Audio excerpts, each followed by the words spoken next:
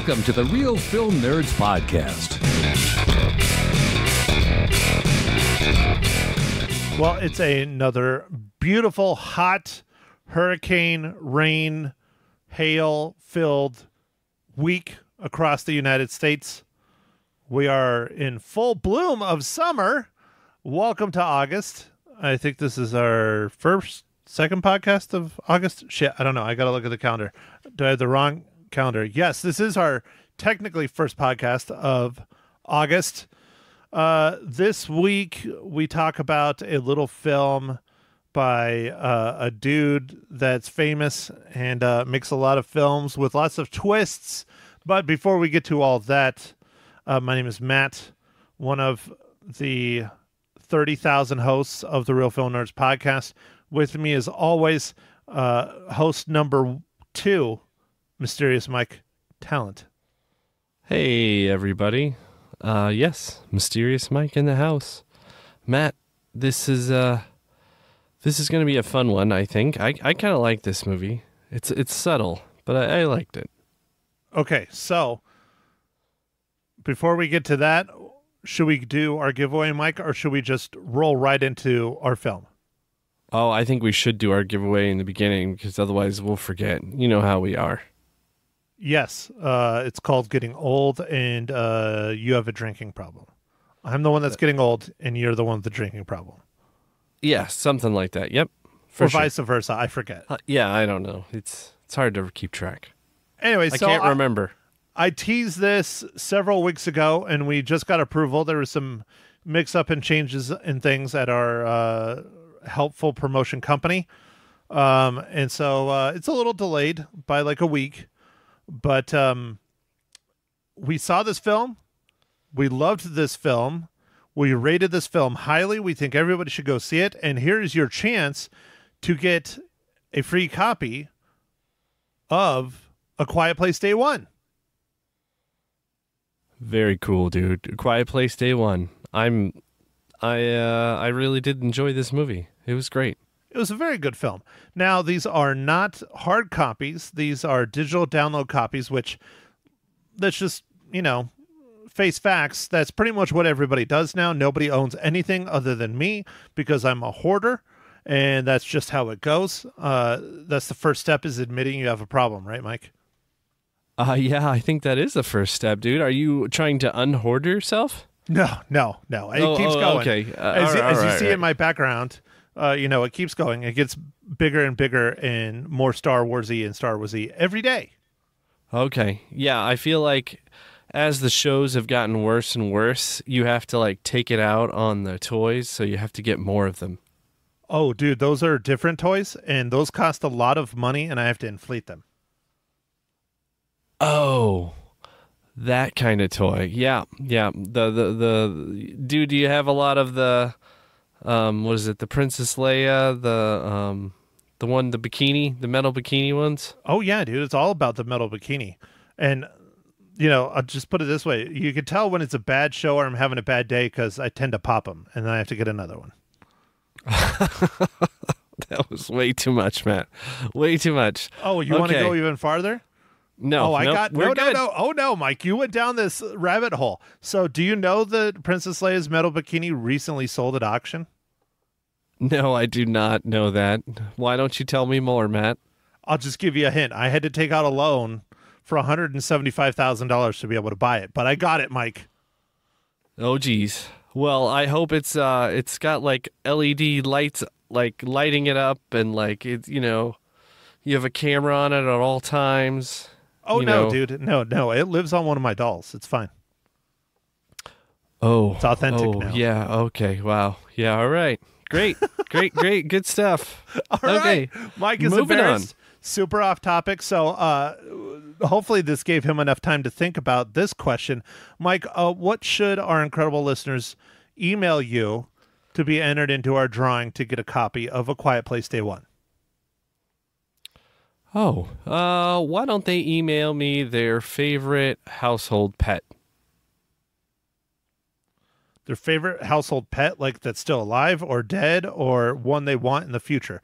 Like, is it like the kind of animal? Like, Yeah, the kind. Okay. So like a cat, a dog, a chinchilla, ferret, a rhesus monkey, whatever.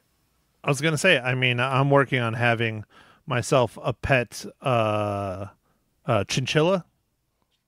Okay, or a snake named Fred, whatever. So, Mike, are you trying to tell us what you've named your snake? His name is Fred? No, my snake is not named Fred. It's Big Mike? Yes, of course, it's Big Mike. And I don't think we're talking about a snake anymore, Matt. Hey, you're the one that brought it up. You were talking about your Fred snake, or your snake named Fred, or whatever.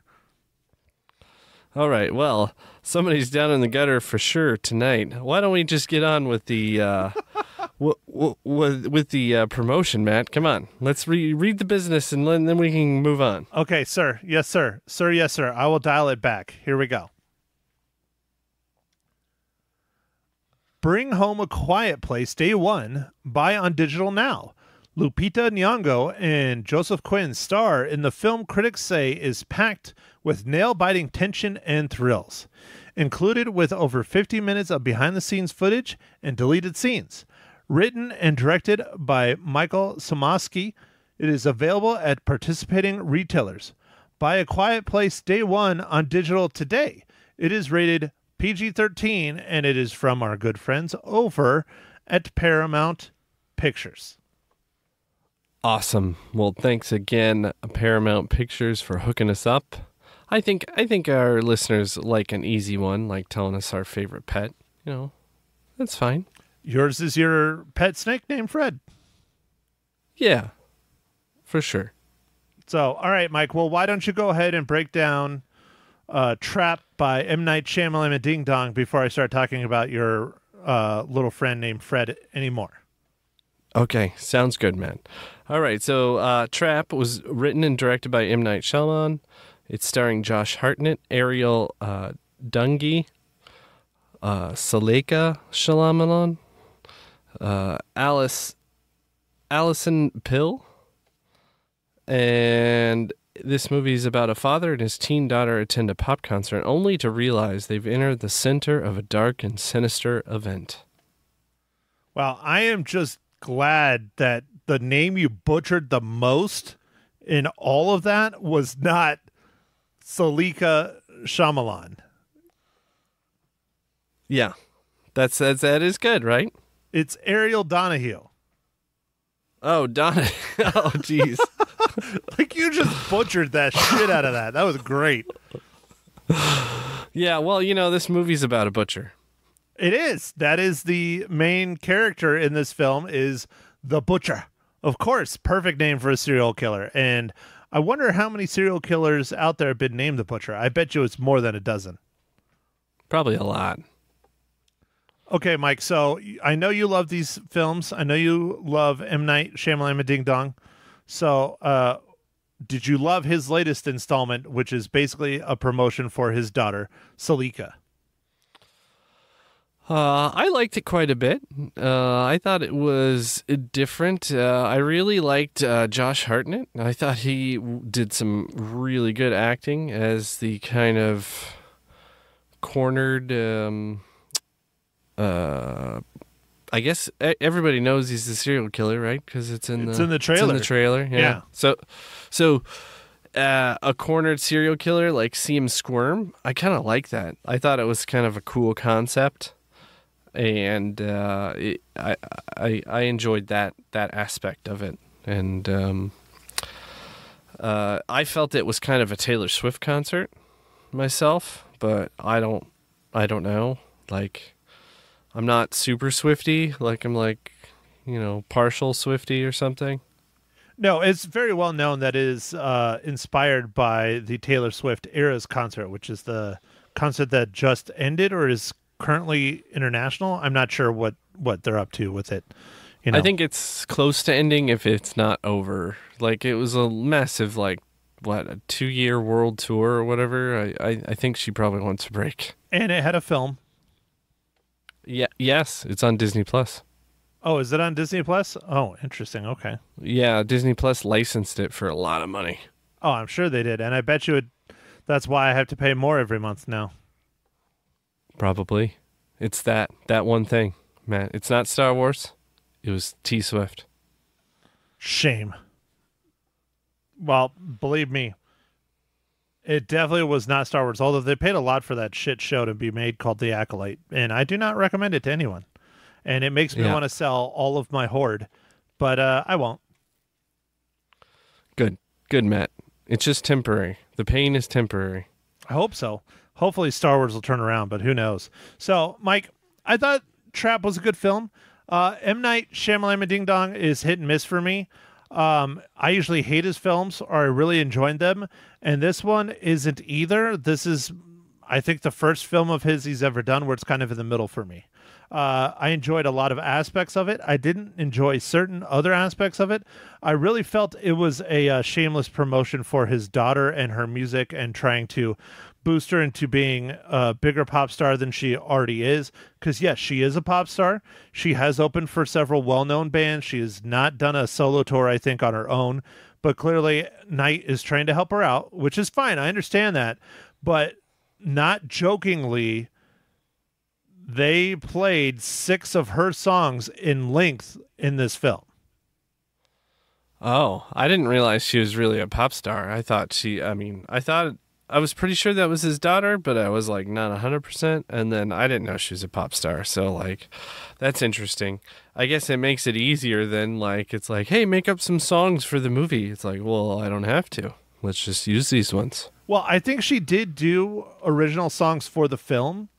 But yes, she is a pop star. She's not a super famous pop star other than who her dad is. But like I said, I went and I did my research and I figured all this out after the fact. I did not know this going into the film. Does it change the film for me? A little bit, not really. I still think he spent way too much time on the concert, even if it wasn't his daughter. And then the thing is how he shot most of the performances on stage. It wasn't like how I would shoot a concert, or I've seen concerts shot. It was like he set up a tripod in the back and just hit record. It was like he's watching his like kindergarten play or something. You know, it was just like, okay, hit record. There was a dynamic shooting. There wasn't close-ups. There was just like, here, look, she's performing. And that just did not work for me at all from a cinematography standpoint. Okay. All right. You were expecting more like to have like where they have like the camera like boom or whatever, and it's like going around and like there's multiple shots from like all kinds of people on the stage and all that. Dude, it's Knight. He knows cinematography. He knows how to shoot. And he's promoting his daughter clearly, and he just half-asses it. No, dude, he should have been on it. I mean, he had the budget. He had other videographers. They had other cinematographers. They did a good job when it came to the rest of the film, but the scenes with her performing were just very lackluster and very boring to me. Especially for a concert. Yeah. Mike's reading the internet. That's why he's like not responding a whole lot. I can see him on his phone. Well, I'm trying to think about what you're saying, and yeah, okay. I get it. Think about any of his other films. Signs. Cinematography was great. Yeah, it was great. The Village. Very good. Yeah. He knows how to shoot, and he didn't do it for his daughter. Why not? I don't know. Yeah, I don't know. Anyways, Mike, would you recommend people go see this in the theaters? So I guess I was thinking about that before we started the pod, and I'm gonna say if you're a fan of M. Night movies, yes. If you're a fan of Josh Hartnett, yes. But other than that, I don't know. It was okay. Like there's nothing special about it. as far as going like special effects or audio or anything, you know. So I guess if you're a fan of his daughters, go see it. I feel that you should not waste your money in going and seeing this in the theaters. It doesn't add to the film versus watching it at home on a streaming service. I do think you definitely should watch this film. I think Josh Hartnett's performance is the shining star of this film. He is absolutely incredible. We can get into that more here quickly in the spoilers section, but he stole the show. He was phenomenal. He was very good. I hope he continues to get roles like this where he can explore his acting chops, because he did a fantastic job. It was really fun seeing Haley Mills in a film again. I have not seen her in a very, very long time. She has a bunch of smaller roles, but I mean, she had a decent sized role in this one. But I do think people should watch this, but I just don't think you should see it in the theaters. It's not worth it. The story's great. Josh Hartnett's acting is great. But it's lackluster. You're not going to get more from seeing it in the theater. So I'll leave it at that. Okay. That sounds good, Matt. I'll go ahead and find out what you're drinking then.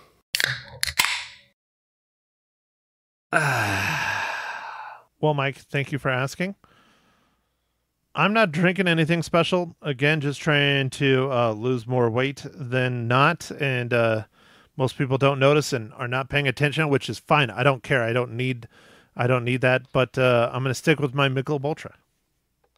All right, dude. No problem. Low carb. I found Sam Adams Oktoberfest. Already? It's August. It's August, dude, and they're already pumping out Oktoberfest. Shit. Yeah. So I had one of those. Yeah, I'm going to have to go to Sam's Club and buy well, we don't have Sam's Club, Costco, and buy a pallet. Because I remember seeing it at Sam's Club when we had it, but I'm sure Costco will get it. So. Yeah.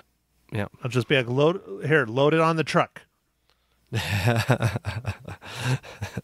That'd be funny.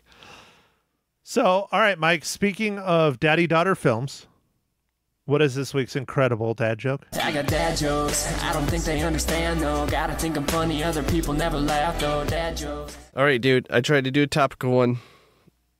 You might laugh. You might not. You ready? Well, we'll see. Is it going to be an actual joke, or is it just going to be a statement? No, it's a joke. Well, it's a joke. Okay. All right. Let's go, Mike. Let's do it. Why did the serial killer bring a ladder to the graveyard? He wanted to make sure the people were dead. I don't know. To reach the high spirits. Yeah, no, that wasn't great. The high spirits. I was thinking he was like digging people up to make sure they're dead. Dude, yeah, I thought it was funny. To reach the high spirits. Okay. All right. Yeah. Not your best, Mike. Not your best. Yeah. But it's okay. You don't write these anyways. And I know that for a fact. That's true.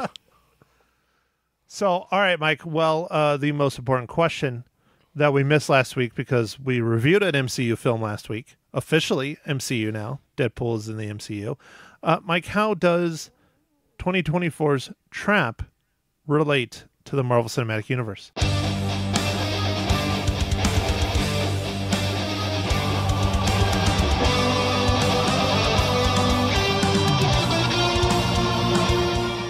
All right, this is a tough one, Matt. There's like 4 people in this movie, and M. Night hasn't done any MCU stuff. Yet. So, yeah, yet. So I had to dig down deep, all the way down to visual effects, and I found Ryan Bassa. He is a digital artist, and he worked on Guardians of the Galaxy Volume 2 and Thor: Love and Thunder. Well, that'll work, Mike. That'll work. So, alrighty, onward and upward with the spoiler section of Trap. Mike, I don't know. I don't want to spoil too much of this because it's important for the film. But, I mean, people know, like, it's in the trailer, like, Josh Hartnett is the butcher. Like, they set the trap for him. what I think was surprising was probably the end. So how I've described it to people is, M. Night is known for his big crazy ass twists. There's no big crazy ass twist in here. There's about 3 or 4 mediocre twists that advance the story, and I think it was nice. I think not having something that sets the whole thing on its head was not needed, because the way they told the story was great as it was. Dude, I was going to say something very similar. I liked that there was no twist. I was kind of happy. Like, I think that's part of the reason I like the movie. No, it was good. I mean, there are twists.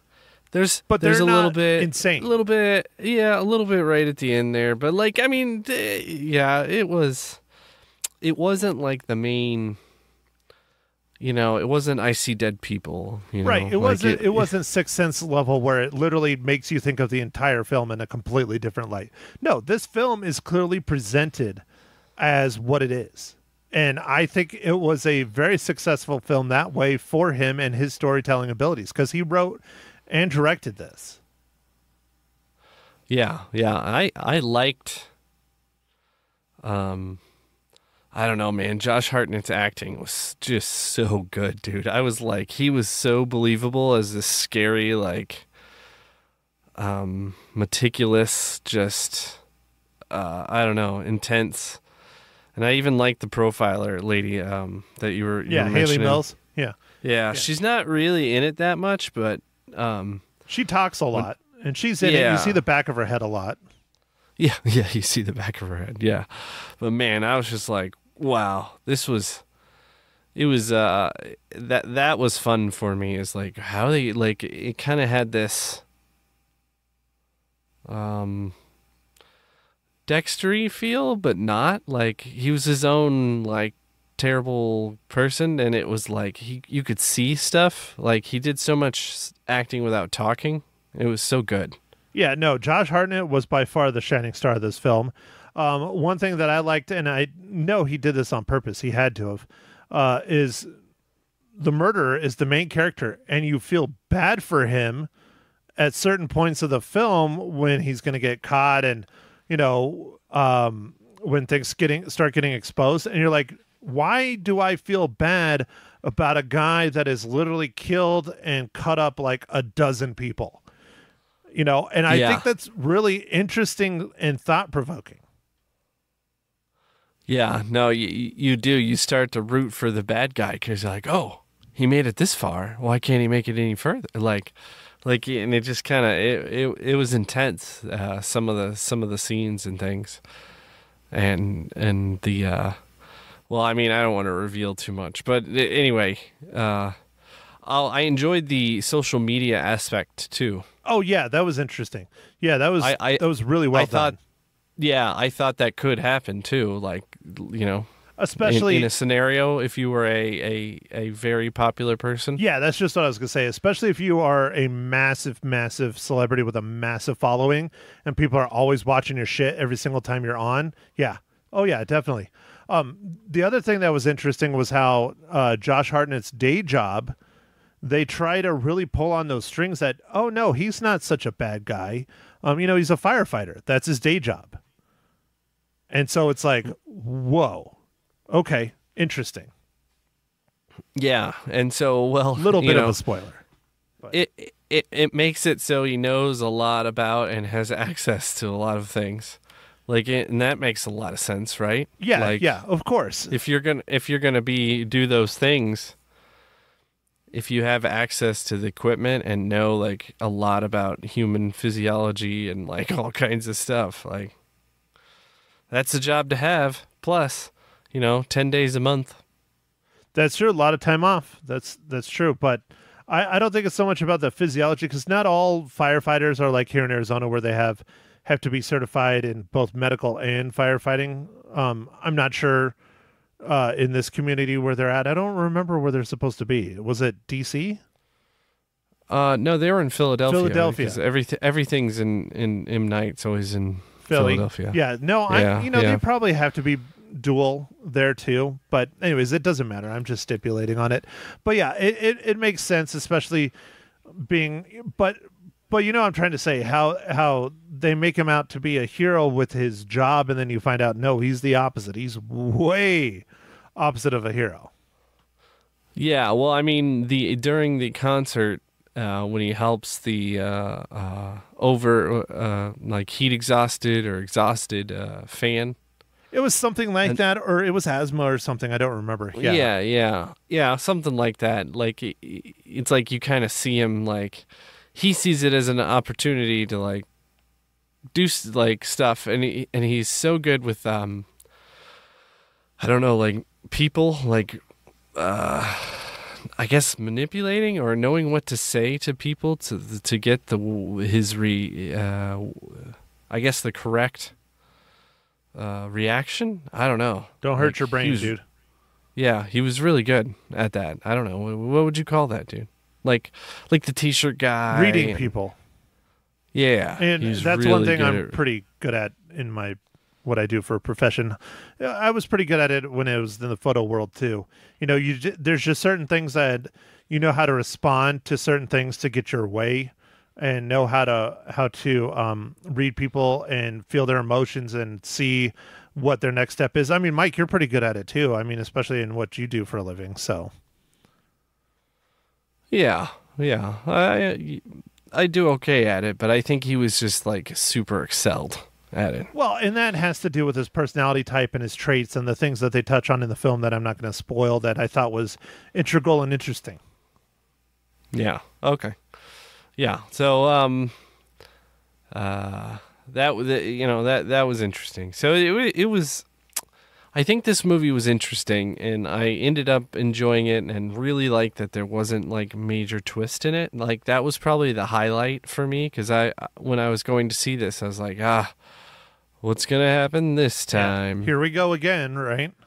Yeah, and no, it didn't have that, so I like that. So, I don't think I have too much more to say on it without trying to... I know we're in spoilers, but I don't really want to say too many things, you know? No, it ruins the film. It really does. Yeah. So, Mike, how many reels do you give Trapped then? I'm going to give Trapped 3.5 reels.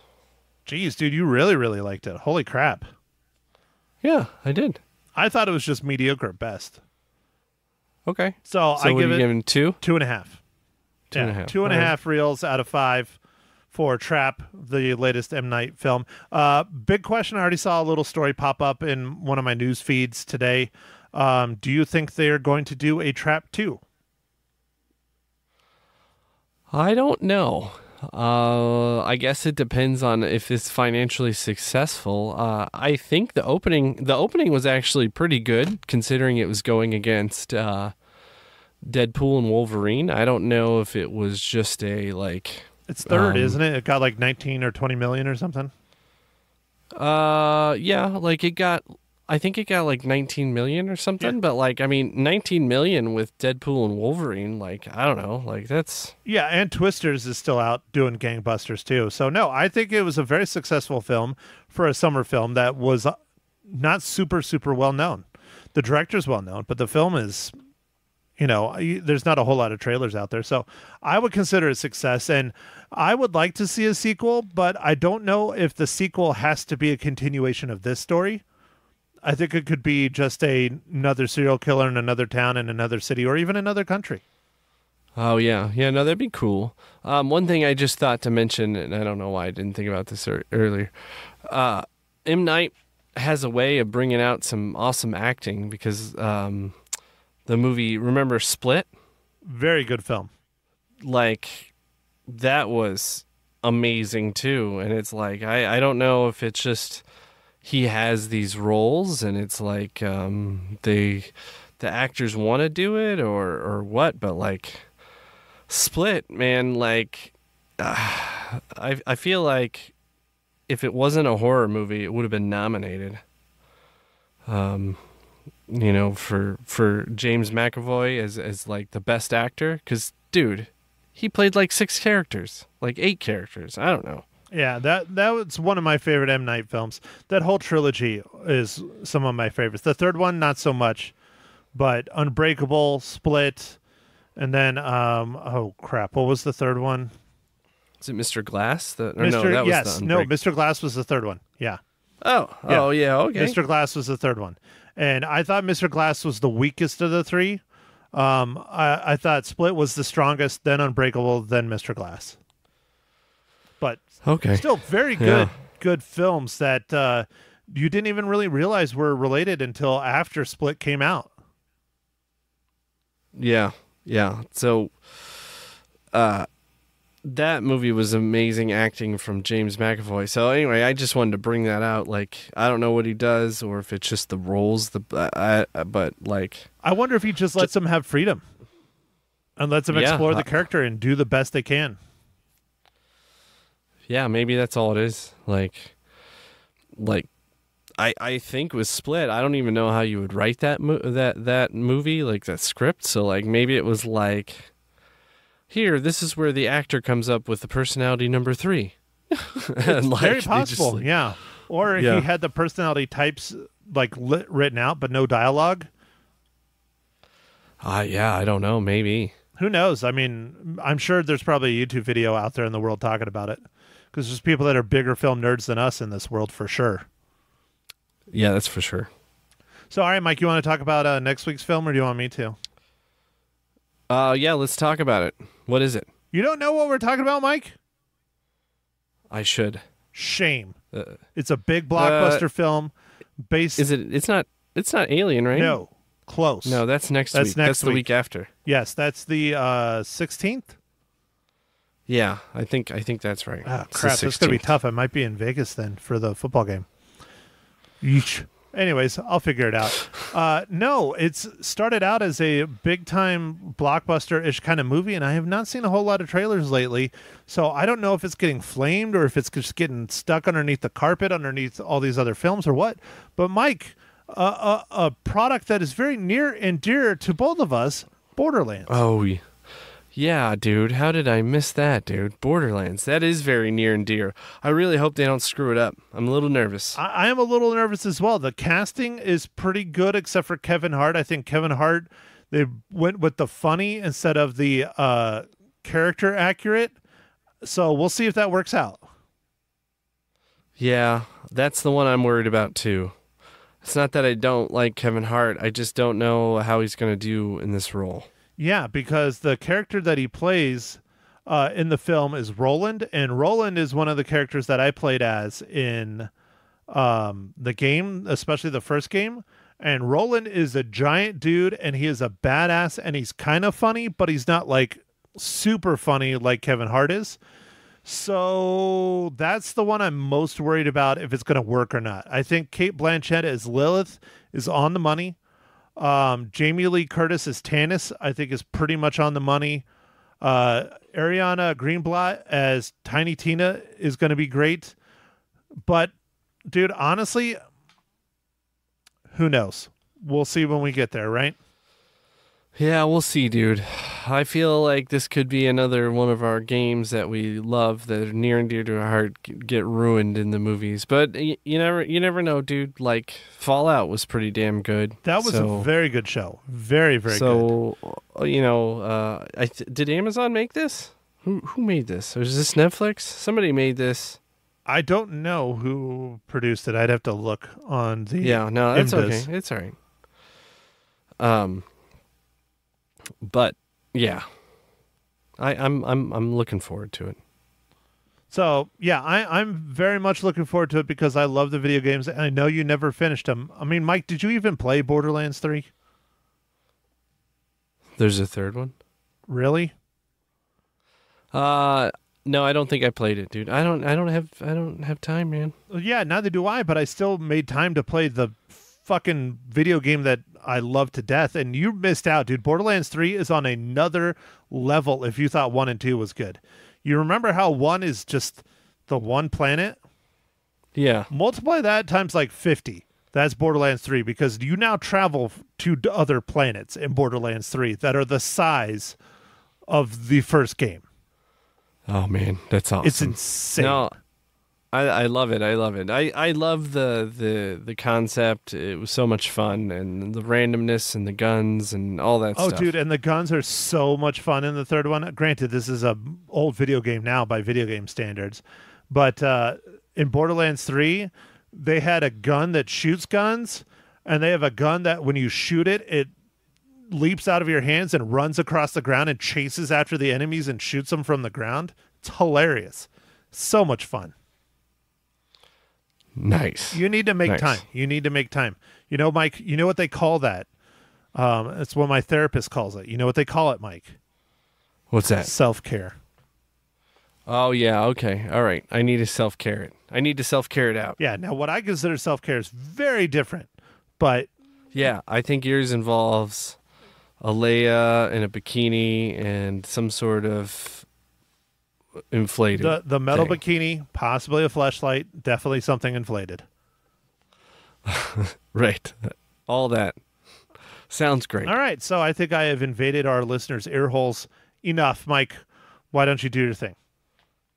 All right. Well, thanks for listening, everybody. And make sure to follow us on the socials, Instagram, Twitter, X, and Facebook. And we'll catch you on the next pod. Thanks for listening, everybody. Thank you for listening to The Real Film Nerds. Now, don't forget to follow us on Facebook, Twitter, and Instagram at Real Film Nerds. Now, go out and catch a movie.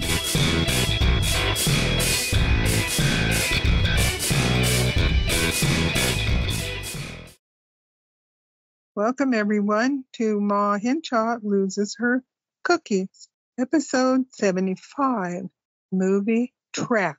Hello, Matt. How are you doing? It's called Movie Trap, or is it just called The Film Trap? Or is it just Trap? The film is called Trap. Do you feel trapped? Always, yes. Why do you Terribly. feel trapped? Are you secretly the butcher? No, but I have crippled legs and a macular degeneration in my eyes, which is kind of trapping me or confining me, as the case may be. There we go. That Anyway. sounds like an excuse that a serial killer would say. Ooh, really? Well, anyway, this movie is a very good study in See? serial You see how killers. quickly she avoided the question? She's a murderer. She's Ma I'm Hinshaw, the butcher. No, I'm not. You're a butcher. Nope, I only do that to chickens before I cook them. Oh, well. Anyway. No, I don't butcher them. Good grief, I buy them at the store. I wouldn't do that. But anyway, it's called Trap. I can say I enjoyed this film. I don't think it was the best film that M.L. Shyamalan has done, but it was good. It was interesting and entertaining. The cinematography to me was fine, but not earth-shaking. I believe you could watch it on streaming and at home it would be fine. But it was interesting and a really good study in serial killers. Josh, who played the dad, was very good. And but I really actually liked the concert part of the movie. Ladies, if there's anyone listening, I enjoyed the music. Saleka Shyamalan was the singer, and she, I guess, writes her own songs. And really, her concert was very fun, very pretty. I enjoyed, there were a lot of shots of the concert, and I enjoyed that. And she was a pretty good actress. And then the daughter was very good as the typical teenage screaming, nutty teenager at a concert. She did really well at that, and she also did well with dealing with her father, and boy, that was really strange.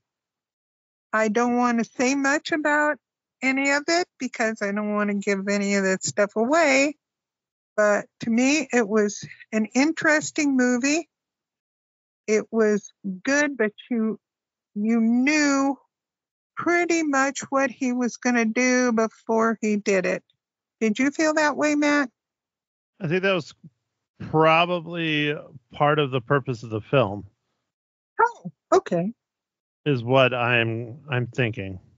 Yeah, that you've got a good point there. But I'm not as smart as you, Ma. So. Oh yes, you are much. No, you're much. the infamous Ma Hinshaw. How dare you? No, I am not brilliant at all, and I really have not studied serial killers. And it was a very interesting subject.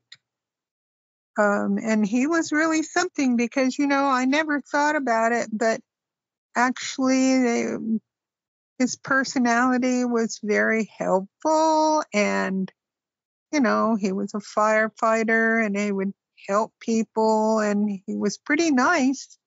Never would have thought that, very, very interesting. It was a good movie, folks.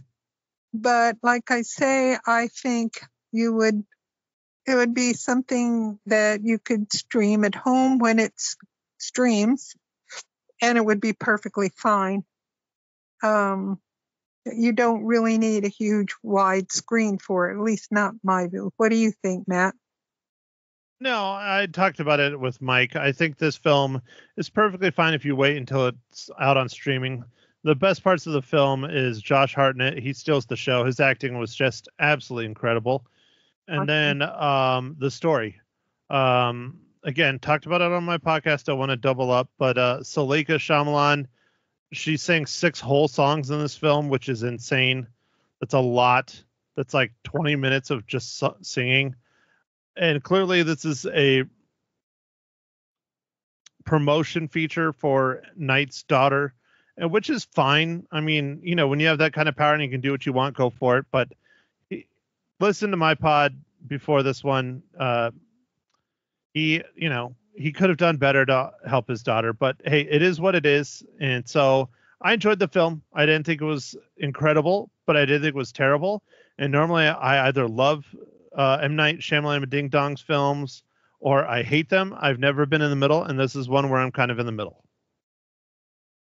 Yes, I mean, I enjoyed the songs. I mean, as a woman who likes music, I thought that was interesting. I didn't know there were 6. I didn't count them, though. But anyway, they were really good. And, she's a pretty gal, and she's a good singer, really good singer. Doesn't hurt your ears at all. But yeah, I think it'll be good if you watch it on streaming. And some people were disappointed because there were no killings in the movie, slashings, bloody-ish stuff. But it was still scary, to my view, to see how he works to manipulate people and everything. And so I suggest you go see it. So anyway, you want me to give my rating, Matt? Ma, this is your podcast. You do what you want. You're the queen of the Ma Hinshaw podcast. Loses her cookies. No, I'm not. Oh, and I loved Ariel as she plays the daughter to a serial killer. Ooh. And I loved how she's like, "Oh, you have to go to the bathroom? But Dad, oh, what?" As he was going out and, doing different stuff, which I'm not going to say. But anyway, she was a very good. And honestly, wouldn't that be then a shock to find out this dad whom you really, really, loved, and she was so great. He took her to this concert and then find out, yikes, he's the serial killer. Oh my gosh. It's an interesting movie, and I would go see it. I mean, I'd watch it at home probably. Okay. Okay. So what about our film for next week? Oh my goodness. and let me think. It's the game, whatever, doggone it. I'm trying to think of what it's called. Oh, come on, Matt, help me. Borderlands. Yeah, that's it. Borderlands.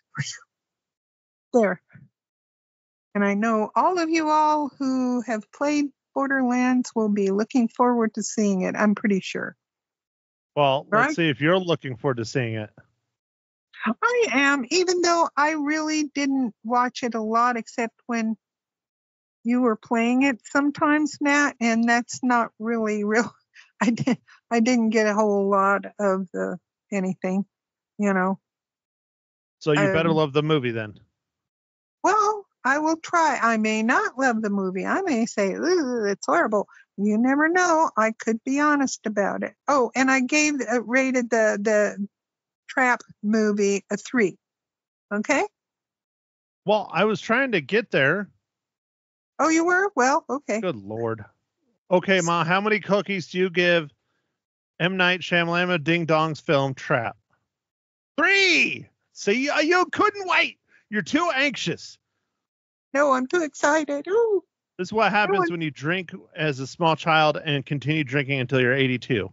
Oh, yeah, my grandma used to give me a little shot of beer when I was 3 years old. Well, that's another story. Are you going to do that to your latest granddaughter? No. Because, she just had a sip of soda the other day and she lost her damn mind. She did? Mm-hmm. Ooh. Now she'll want soda. Uh-oh. Correct. That's not because she will not be allowed to have it at all in any way, shape, or form. Oh, no. Anyway. Nope. Soda. Nope. Evil. Demon. Bad. I miss soda. I love soda. Ooh. Well, then go get one. Well, I don't drink it much, like once in a blue moon or when I go to a movie and I get thirsty. Okay. Okay.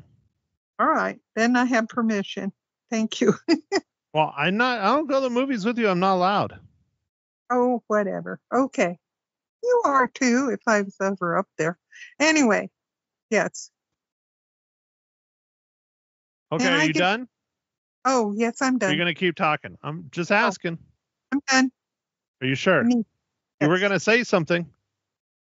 Oh, I just said I get Sprite just like in the commercials at the movie. Well, at your theater, we don't have Sprite commercials at mine. It's a Pepsi place. Really? Pepsi? Oh, no, I didn't. We have Sprite. Mm-hmm. Anyway, okay. Okay, what? I'm finished. You're sure? All right.